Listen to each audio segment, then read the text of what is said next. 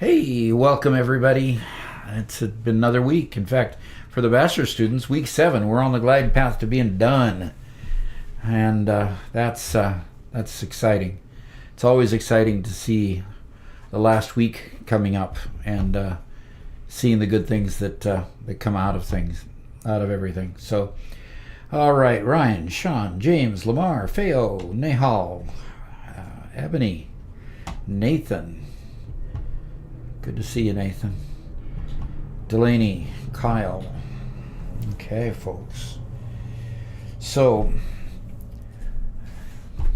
master students are going to get some almost 2-on-1, 3-on-1 time. So, after the master students drop off and go do other good things. So, that'll be interesting. Okay, Amy's working. Won't be active. Okay, that's fine. Thank you, Amy. Appreciate you being here and listening. Okay. Ariana, yep. Okay. Any questions about what's coming up? The final paper, or anything that needs to be? Ariana's working too. Okay. Anything that needs to be answered before we get into next week and start panicking because you don't know. Gladly answer any of those questions as we go through this. I have another review with Kahoot, so everybody get into Kahoot.it that's not working and otherwise busy. And let's see here. Let's see. Yeah, there. Interesting. Okay. What's going on? I closed my window, so I can't see the data. I closed my window, but the chat window stayed open.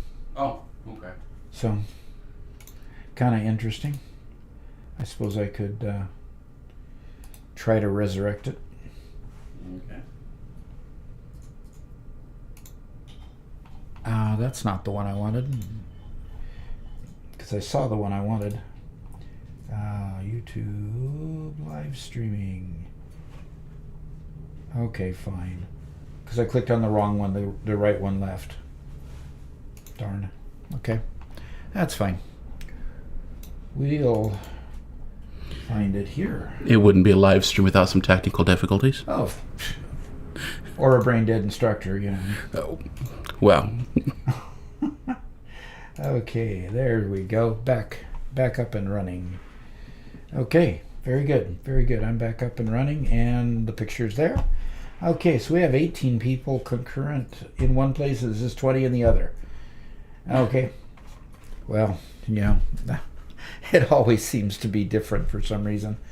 YouTube has a lot of data behind everything.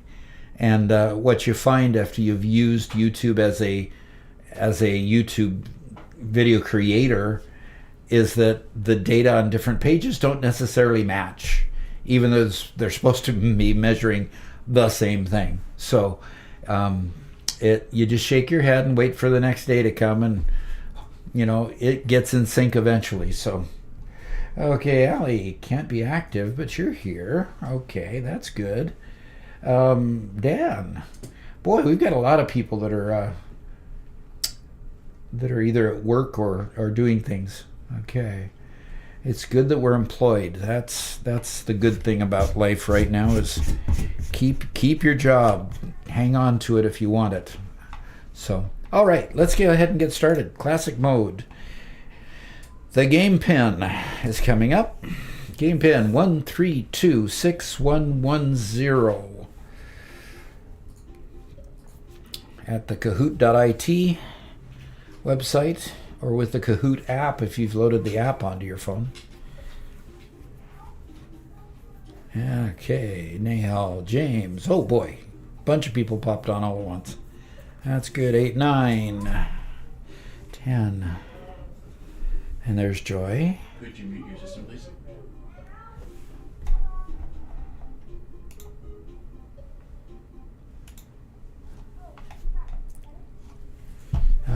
right. If you were getting some extra sounds there, I was just reminded to mute my system. I did.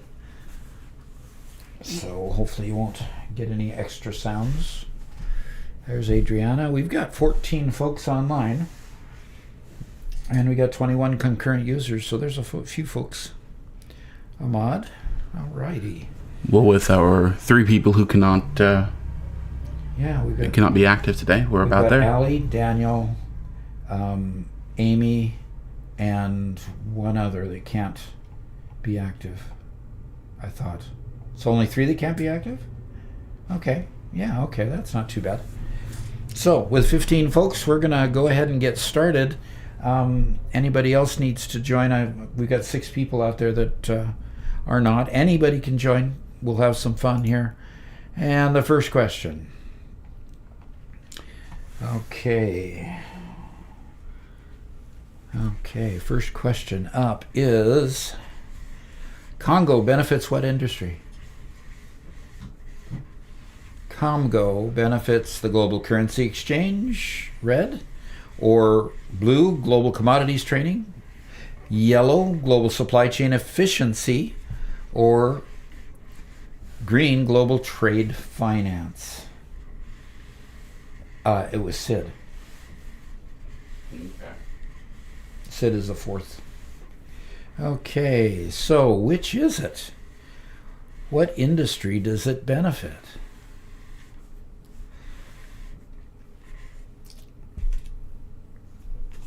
Okay.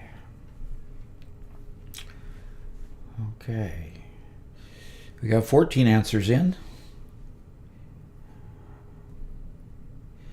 You know, one thing that they could do to improve this is, at least on the person that's doing the instructor part of it, they could put the number of people still logged into the game during the game, because the number fluctuates. So, okay, global trade finance is the other, but you know, I kind of tricked you by kind of being kind of fuzzy on all the other answers. So I kind of tricked you. And the global supply chain efficiency, actually, no, it was the financing of global supply chains that was the issue there.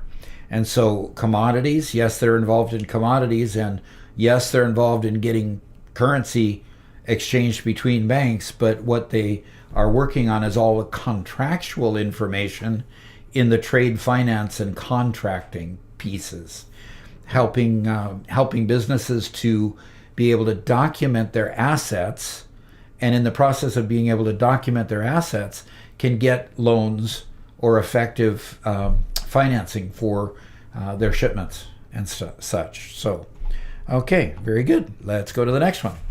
And the 4 that got it right are on top. So let's go. Okay, multi-select. So one or more answers are correct. What consensus methods would a public blockchain use? Proof of stake is red, proof of trust is blue, proof of work is yellow, proof of activity is green. Which ones are valid consensus methods for a public blockchain? Okay. And this is important to know, because some of those are very, very heavyweight. And when I say heavyweight, they slow down the transaction volume by more than what could be tolerated in a private blockchain. Mm-hmm. So private blockchains will use a much lighter consensus method, much And easier one to use. A couple of those are very popular, and a couple of those are not seen very often. So, and this one, we'll see how many people. Okay, 5 people voted proof of activity, and honestly, that is an interesting one. mm-hmm.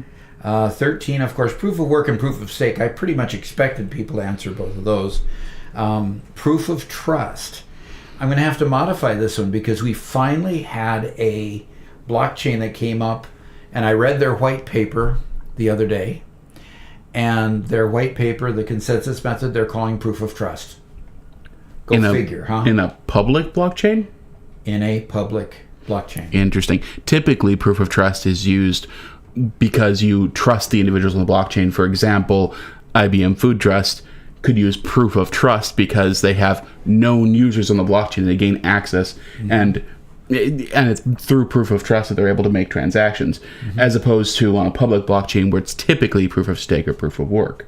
Yeah. I'd be interested to see what gatekeeping methods exist in a proof of trust public network. Well, this one's the unicorn. Oh, And World Monetary Fund put it together, and it actually is a proof of trust trusted network. because they trust public, themselves. Because, well, yeah, The because banks. everybody has accounts on it. Okay. That okay. could be. We're going to get into some of these central bank digital currencies after a while and see what we can learn about those. Anyway, let's move on. Okay, and we had a few people climb. Lamar's still on top, and Terry and Joy joined the bunch there. That's good. So a blockchain ecosystem has red governance agreements, yellow details on ownership, teal funding, blue all of them, green documents of acceptable behavior of participants, and purple exit and entrance criteria. So this is kind of a giveaway, I guess. There's only one answer that's correct. Okay. If you're a good test taker and have good test taking logic, you'll nail this one. Well, don't give it away too hard. Oh, sorry. I just like giving good grades, you know. Yeah, there you go. Well, yeah, all the above is right. It does contain governance agreements, so the person who answered the red one is not wrong, but it's just not completely right. And it does have exit and entrance criteria, yes. But it has all of those, so that's good. And the whole ecosystem has all those. So who answered the quickest? Well, Lamar is on fire, it says here. So that's pretty cool. Highest answer streak of 3. Okay, let's go. What is not a business enterprise blockchain deployment focus? What is not an enterprise blockchain deployment focus? Red, cost savings. Blue, efficiency. Yellow, business process cost sharing. Or green, initial coin offerings. What is not a business enterprise blockchain deployment focus?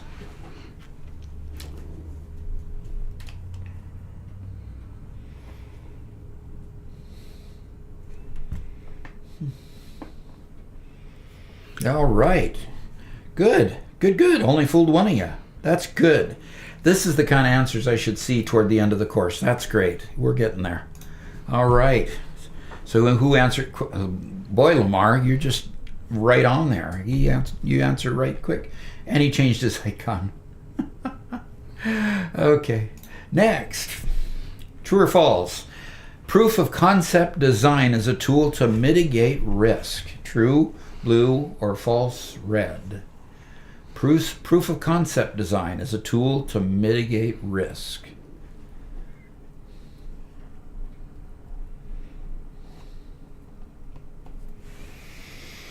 13 answers in. 14, that's good.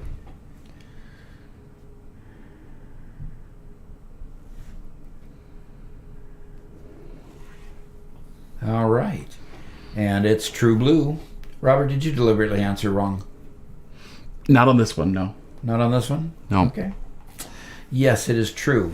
Generally, you do a proof of concept, and the proof of concept is sold around to potential participants in the blockchain to begin judging interest and, of course, their ability or desire to actually join or not. Sometimes companies will desire to join, but the timing just isn't quite right. They have other projects in flight where their budgets aren't there. So proof of concept allows you to gather the ecosystem together and find the right timing for everybody to be able to join and start working on it. So that's good. Okay, and Lamar stayed ahead. Who's going to knock Lamar off the top here? Let's see. Okay, 6 I don't think it's out of possible. 10. What is not a method for calculating the financial viability of a project? Who read their textbook this week? Read the payback period. Blue, benefit cost ratio. Yellow, internal rate of return. Green, annualized rate of return. Teal, net present value. Or return on investment, purple. Which would not be one of the ones that you studied this week?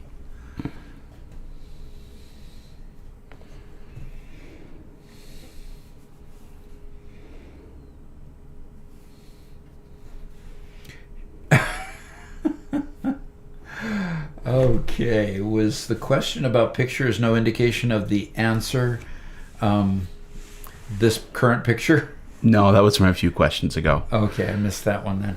Okay, annualized rate of return is something you would see if you were investing in stocks or bonds or initial coin offerings or Bitcoin or anything. You know, when you're investing your money, that would not be what you would consider. So that is the correct answer, and I fooled everybody but two. Okay. It's a technical term, and if you've never heard of it, it just looks like... It looks like it goes All the right with the rest. rest of them, doesn't it? I think I've answered this question wrong every time I've taken this Kahoot. Oh, so yours is one of the wrong answers? Yeah. Okay. I can never remember it. Okay, but Lamar stayed on top. You got to be kidding me. Okay. And he now has a 1,000-point lead. 1,000-point lead. Have we ever seen that big of a lead? That's pretty big. It's pretty big. It's pretty big. What is BMRF? BMRF. Black Mesa Research Facility, or Blame My Roots Festival, or Blockchain Model Risk Framework, or none of the above.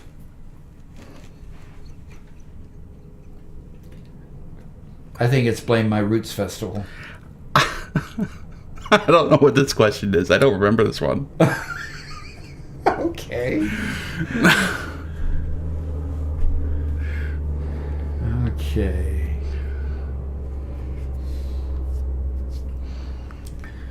Yeah, blame My Roots Festival is when you've got a black sheep in the family. Ah, okay. or when your parent it was the black sheep of the family. Yeah, there you go. I think everyone's going to get this right. The answer is pretty obvious, don't you think? Yeah.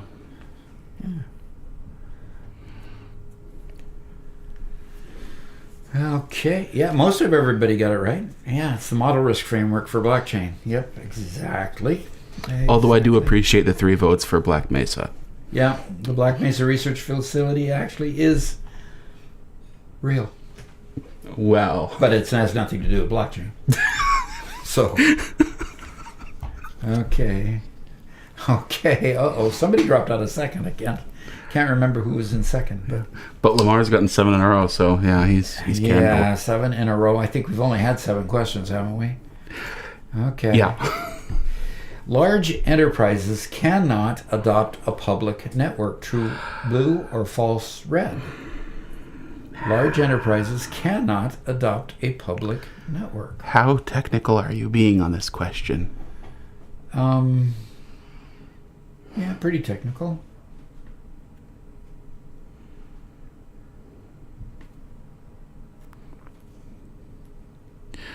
Yeah, Brandon, I think you're right.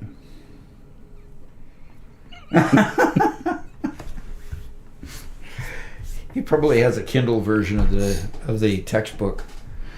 And the correct answer is true. They cannot adopt a public network. Now, do I have to explain myself on this one? Interesting. Many enterprises have used a public network like Ethereum, but they've turned it into a private network with a side chain. So yeah, I kind of threw you a curveball here, and just got to think that one through. Okay, but did Lamar get it right? Let's see. He did not. Oh. He didn't gain any points. Lamar, your streak came to an end. I gotcha. If only the people who are currently in 2nd through 5th got it right too. I mean, Yeah.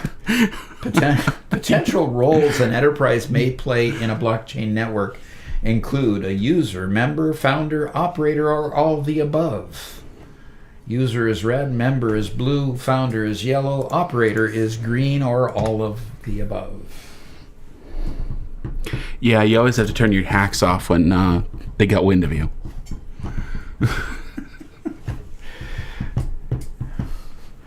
He says, laugh out loud. I'm not that clever, Lamar. Okay. And all the above is the correct answer, and I only fooled one of you. It's probably Robert. All right. Okay, Lamar got another one right. Making a comeback with 3 in a row, Adriana. Good job, good job. Last question of the night, okay. Which type of blockchain network is best suited for many enterprises? A hybrid mix of centralized and decentralized structure, a centralized structure, a data warehouse, or a decentralized structure. So what does the book say is the best for most enterprises? If hybrid wasn't an answer on there, I think the answer would be easy. But with hybrid on there, you just don't know. Yeah. Yep.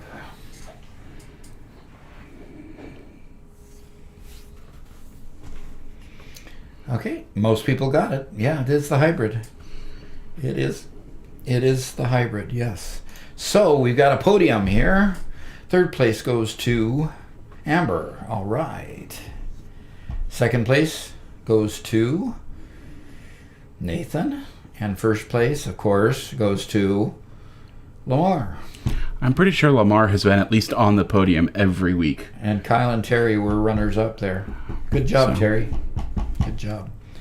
Most of the questions come out of the Blockchain for Business book in the master's course, and Terry is a master's student reading a different book, so you did good. That's really good.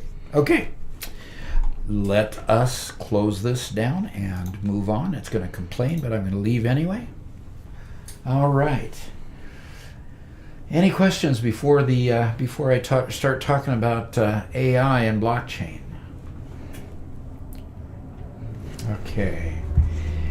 This is an article where there was an interview with Elon Musk. It's a fairly recent one, September 26th of this year, so it's only a week old or so. And so at least when the article was written, I don't know when the meeting was, but this is Musk's idea. Now, Musk is very opinionated when it comes to AI, and frankly, we gotta know that going in to know where his focus lies. He really believes that if AI is not, if it's just left to run by itself, or let the actors putting AI into production are allowed to do whatever they want, that eventually AI will destroy our society. So that's a pretty strong feeling. And so I wanted to go ahead and go through this because Musk offers a blockchain solution to that problem.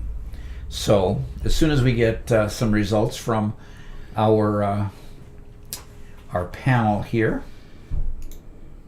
Mm-hmm. Yeah, so the question is, have you played with AI? Yes, and it is promising, 25%. As an AI chatbot, I cannot answer. We've got 20% AI chatbots out there. Okay. See, this is the risk, in education. Right. Just send your chatbot to go to the meeting instead. Okay, I get it.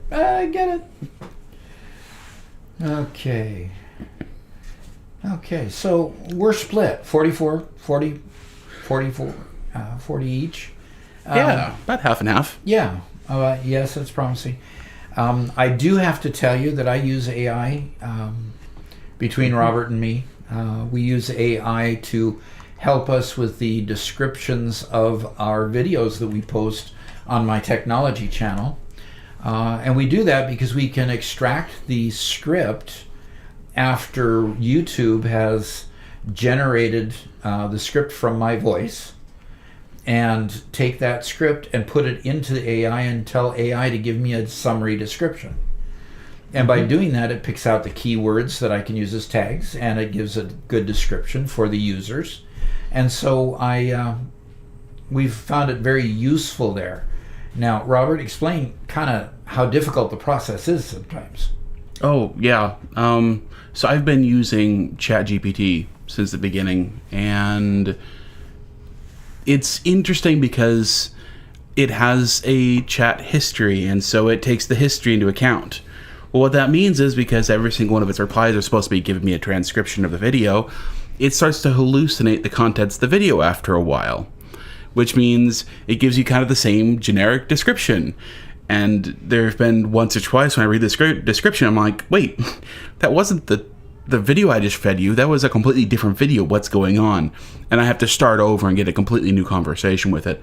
But it is getting better, and it's kind of a process of teaching it what kind of output you want and feeding it the right inputs, and it's getting better over time, you know. And the current versions, ChatGPT 4 was better than 3. Oh yeah, okay, by miles. I played with GPT with version 3 for like a day and walked away from it because it wasn't good enough. 3.5 I played with for a while, and I've been working with 4 for months now, and I use it all the time. And it's up to 5 now? No, it's on 4 right now. 5 is internal testing. Very good, very good. It might not be released for a while. Who knows? Yeah, it might not be. So, you know, there's kind of our experience level. I really like the help that it gives me. It saves me a bit of time. Yeah, we played with the image generators too. Yes. If it could draw a decent hand, we'd be in great shape. But it does pretty good on other things, that's for sure. Yeah. Okay, so Elon Musk basically says that it's important for us to have a referee. And Musk's idea of referee is nanny government. Oh, did I say nanny? I'm sorry. Should be the government regulating things. And so I don't necessarily agree that there has to be a referee and it has to be government. I do believe there should be some sort of a referee, but if we regulate ours here at in the U.S., does that mean that they're going to referee it in North Korea or other places that are enemies to us? I don't think so. That's part of the challenge with this whole AI thing, is that we can regulate it all we want here. So I'm going to scroll down to another where AI meets the blockchain and says, you know, blockchain is conceivably everything that AI is not.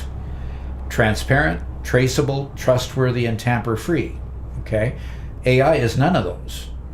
It could help offset the opaqueness of AI's black box solutions and establish the safety, security, and trustworthiness needed for AI applications.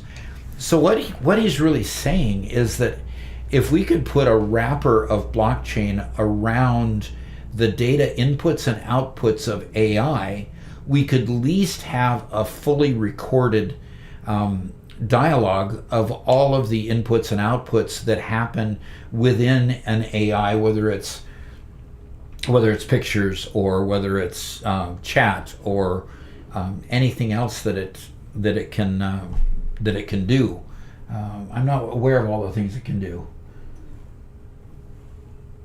Maybe you can put up the next poll and remind me all the things it can do. I'm sorry, I was not picking up what you were putting down there.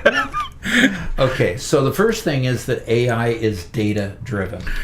It relies heavily on data for learning and making accurate predictions. Well, there you can see a challenge anyway, you know, garbage in, garbage out. We know about databases, or as IT people, you will eventually know about databases, because it's all about data in the enterprise. And if you're a programmer, even if you're programming games, it's all about the data. If you get garbage in, you're going to get garbage out.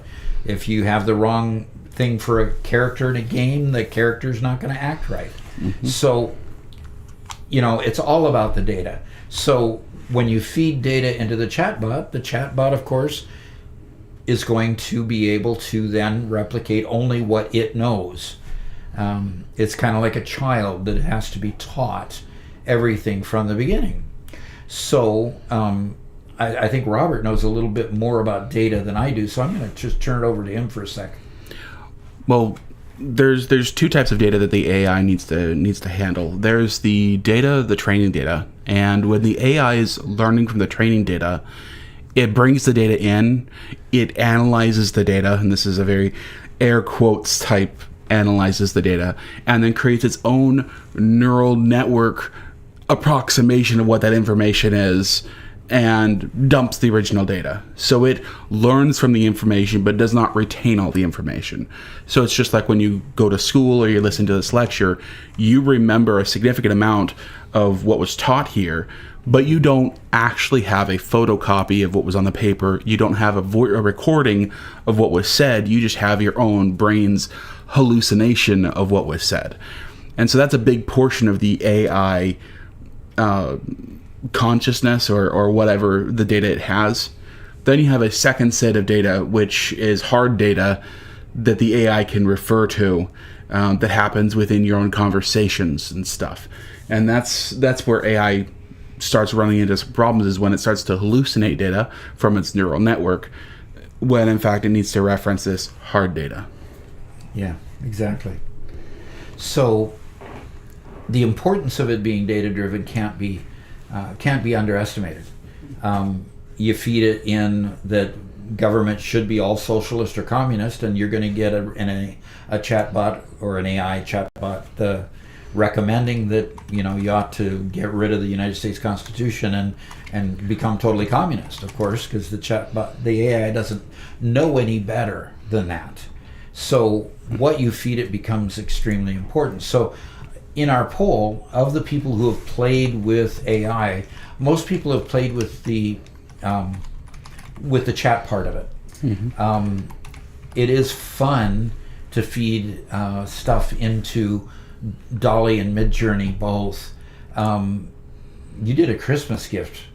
I did. Using which? Midjourney, was it? It was Midjourney, yeah, for the art. Tell about that. Well, sure. So Midjourney is, I think, probably the most widely used AI art application right now. Midjourney works through Discord and allows you to, if you sign up for their services, generate a lot of images. And so what I did for a Christmas gift for my nieces and nephews last year is I took a bunch of photos of them and I fed it into Midjourney and then turned them into superheroes or fantasy creatures or all sorts of things. Princesses. Yeah. Had all sorts of fun with them. One got turned into a dragon tamer, one got turned into Supergirl, all sorts of fun things. And I'm sure you guys have seen. Boy got bulked up. Oh yeah, he got a lumberjack specifically. Yeah. Yeah. But yeah, it was a lot of fun. Yeah. So we can have a lot of fun with those. So the next part that we can talk about is the fact that blockchain would provide immutability in audit trails. The audit trails can provide an ability to see where the chatbot went wrong. The early chatbots, remember, what was Tay? Literally the infamous AI chatbot Tay. Probably before you were really conscious of what was going on, but Tay was a social chatbot. She was meant to focus on young teens and give them somebody to talk to. Well, it didn't take very long, and people that were obviously not teenagers and obviously not just playing along at a teenage level had it all of a sudden relating to Hitler and all kinds of other things. The problem is they pretty much let Tay digest anything that was on the internet for its education. And the problem is it doesn't take very long on the internet before you find some pretty nasty looking stuff. So providing audit trails so that when the chatbot goes off the rails, let's end this poll here, when the AI goes off the rails, you can see where. You can see why. You can kind of figure out how it came to the conclusions that it came to, which could really, really help. the restraining of AI bias, I don't know if that's even possible. It'll be biased to the extent of the data you put into it. So I don't know how to restrain whatever AI bias you might be feeding it, simply because a bias to one person is just fact to the other. And so I don't know that blockchain is really going to help in that regard. They say, biased data or algorithms can perpetuate and amplify societal biases, leading to unfair outcomes, discrimination. Yeah, all of the above. Problem is, just recording it on a blockchain, I don't think it's gonna fix it, unless the people that are putting data into it don't have those biases either. Yeah. One thing I appreciate that came up, this is several months ago now, but several of the founding members of ChatGPT and those wrote a big paper about, oh no, we have to stop AI for a bit because bad things can happen. And the term they liked to use instead of bias was alignment. And I, after reading their white paper, really prefer that term, because alignment, instead of trying to get rid of all bias, which, like you said, is impossible depending on who's viewing it, instead the purpose is to align the AI to the user's wants and needs. So as long as the AI isn't trying to deceive you or isn't being led by somebody else, then we're okay with it. And alignment, I believe, is much more possible. Yeah, but that would be true. So there is a real world use case. FICO. Anybody looked at their FICO score recently? FICO is the credit score that you get from the different credit agencies. So that's the score, and they're using blockchain for data and model governance. So whenever they change their model or adjust their points and stuff like that, it's being recorded on a blockchain so that they can retrieve it and redo it if need be. So I guess it's been registered with the government, and government has blessed it. And I'm not sure what the impact is. I haven't actually researched this blockchain for data and model governance. So I think a real world case there. I think Nathan's comment here is good. He says he works at I think it's a security service provider. I think that's what that acronym is. Security provider? MSSP. And AI takes note of everything we do during a live session and enters it into a ticket to keep track of our tasks. Except for the whole overlord part of it, right? Yeah. But that's one thing that blockchain is good at. It can deal with real-time data. Yeah. It can deal with data logging very well. It would be a good way to ensure that there's no funny business when logging what his interactions with these security security cameras and stuff are. So if somebody complains, where the truth is. Yeah, exactly. Yeah, so it's also a protective measure for him as well. Exactly. Like body cameras, right? Yeah. Okay. And so Nathan said correct. It's Microsoft Security. What are they saying? Managed security service provider, I think. Service provider. Yeah. Okay. Okay. Very good. So let's appreciate the discussion. People that input to the discussion, I appreciate that too. It kind of keeps things moving along.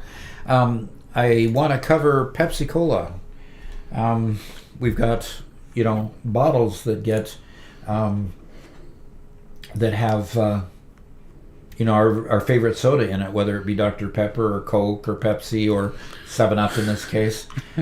So we have sodas that get put in bottles. Now, part of the challenge with sodas is they want you to recycle them. But how many times has the plastic been recycled? And how reliable is the plastic the second time or third time or fourth time that it gets recycled? So I think Robert's working on putting up a poll here, and as soon as there it is. So what PepsiCo has done is they've partnered with a blockchain firm called Security Matters for plastic recycling. So the technology does exist when they examine pieces of plastic to tell how many times it's been recycled. And they've got an automated process for this, and that automated process records all of its data onto a blockchain. So I'll just read this one paragraph here, and then I'll switch over to Security Matters, and they can describe how it's working. He says they announced it will collaborate with 6 startups to promote sustainability in its European supply chain. One of those startups, Security Matters, uses a blockchain technology to identify, sort, and pack waste. PepsiCo will use Security Matters' invisible marker system in waste sorting to track closed-loop recycling and verify sustainability claims. Security Matters is a startup focused on traceability in recycling and the circular economy, meaning, stuff that's recycled going actually back into the economy. It has developed a blockchain-powered recycling conveyor, and we'll show you a picture of that here in a moment, that identifies plastics during the recycling process using a chemical marker. The marker allows a digital twin to be stored on a blockchain network, which enables product identification and traceability. So here all this plastic's going down a conveyor, and you've got automated scanners and marking systems that are quickly marking the types of plastic as it goes down the conveyor. And then when it gets packaged at the other end, you know exactly how much of what kind of recycling items you have in that particular package. So let's go talk to them. So here's Security Matters. It was reported by the same people, so the page looks pretty much identical. And here's that recycling conveyor. Looks pretty messy to me. Typical sort of manufacturing plant where obviously you have to clean up after each night is over. So this conveyor, and the way they describe it, it says, traceability is a prominent issue in the plastic sector. Producers and buyers need to track and trace plastic packaging through all stages of the value chain in a transparent way, particularly in the sorting or mechanical recycling stages. So the system can determine the percentage of recycled content, the type of polymer used, and the number of times the polymer has been recycled. Now, Robert's done a little bit more research on why that's important, and I'll have him interject right now. Yeah, just to make it very quick, plastic degrades, especially when it's been heated up a whole lot. And so if it's been as many times as it's been recycled, it becomes that much less useful. So you can continue. Less reliable? Yeah, a little less reliable. And so you want to go from plastics, which can be very hard and durable, maybe things for like a soda bottle that needs to be compressed, needs to be carbonated, and sometime later maybe only be used for a water bottle that isn't going to be carbonated, and then maybe when it's recycled a few more times, it's used for something else that doesn't need to hold water anymore. Mm-hmm. Yeah, because I've noticed water bottles are really, really thin. Yeah. But soda bottles are really thick and tough. Yeah. Obviously, if they get shook up too much or heated up while they're driving, how hot do they get when they're trying to deliver in the middle of Arizona in those trucks that I'm sure aren't air conditioned in the back? Yeah. So when we look at our poll, we've got Pepsi equal to Coke, and then we've got others there. We got equal numbers of Pepsi and Coke drinkers. So Pepsi's made a long stride. When I was young, it was Coke, Coke, Coke. Pepsi was just the kid, the child that was the upstart. Pepsi's come a long way since I was a kid. So how does it work? And here's how they describe it. It says SMX's technology allows users to permanently mark any object, whether solid, liquid, or gas, to enable identification, proof of authenticity, and traceability. The object is marked through a hidden chemical-based barcode or fingerprint.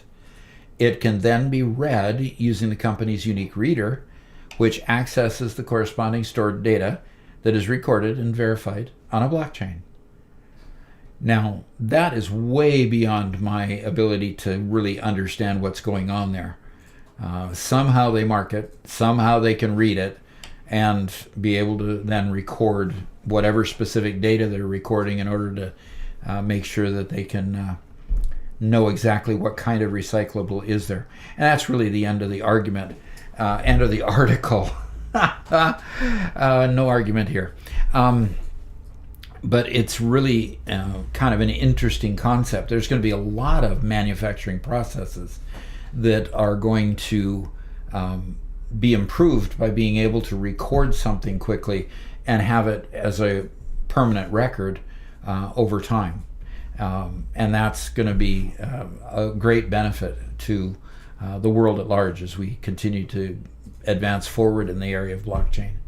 So that is the last I have to say, I think. We've done all our surveys, right? Our polls? Oh, we did miss one. We missed a poll? When we were talking about AI, and I'm going to put an image here up on the screen, so you're going to have to look up to see the image. All the rest of the students will see it like normal. But this is the result from Midjourney when I tell it to create.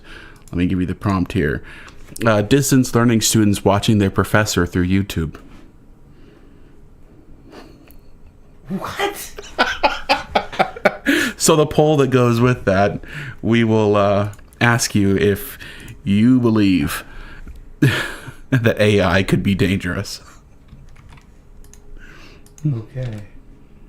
Distance learning students watching their professor through YouTube. Through YouTube. Yep. What are all the characters behind the instructor? I don't know, but I think it's great. Well, now we know what AI thinks of instructors on distance learning classes. Okay. Oh. There's the poll for you guys. See what you guys think of this particular image up here on the screen. Does this instill confidence in your view of AI, or does it make it feel just a little bit more dystopian?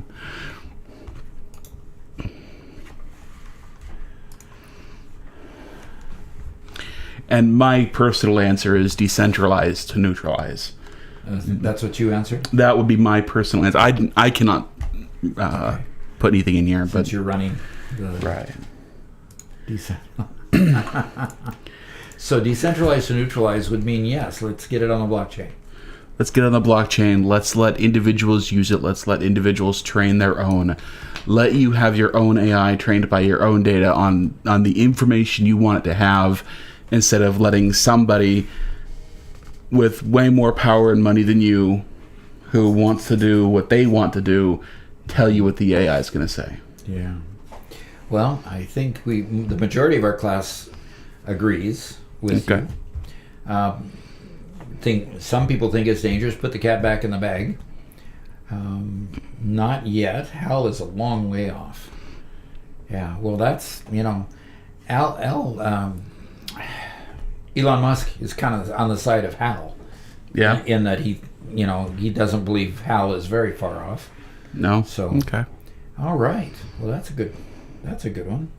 Midjourney can't figure out text or fingers. You're totally right there. Absolutely. I've come up with more six-fingered people out of Midjourney than I care to count. Mm-hmm. So it's definitely getting better.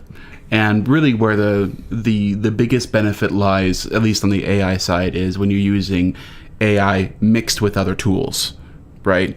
AI hallucinates too much to do text, at least at this point. So have a text generator. We're really good at text generators. Artists use them all the time. Mix that with AI and you can get something really neat. Very good. And more dystopian. Okay. Alrighty. So 47% eventually said decentralized. So that's cool. Well, why don't you call for the roll at the end here, and we'll call it a night and see everybody in finals week. Be sure to remember that you can email me with any questions. So feel free to do that. I'll try to answer as promptly as I can. I did get all the grades posted and caught up earlier today, so last week was finally recorded. I try to get better at that so that you don't have quite so much angst about whether your attendance was actually recorded or not. So I'll try to do better there. But we're having a great time. This is good. This has been a great class. So 19 votes, good. 19 votes, that's great. So some of those people that were at work were actually able to vote on that one. That's good. Okay, so I'm going to stay online looking at the chat window until it kind of stops sending more information or questions. And we'll call it a night and see you next week. Okay? Bye.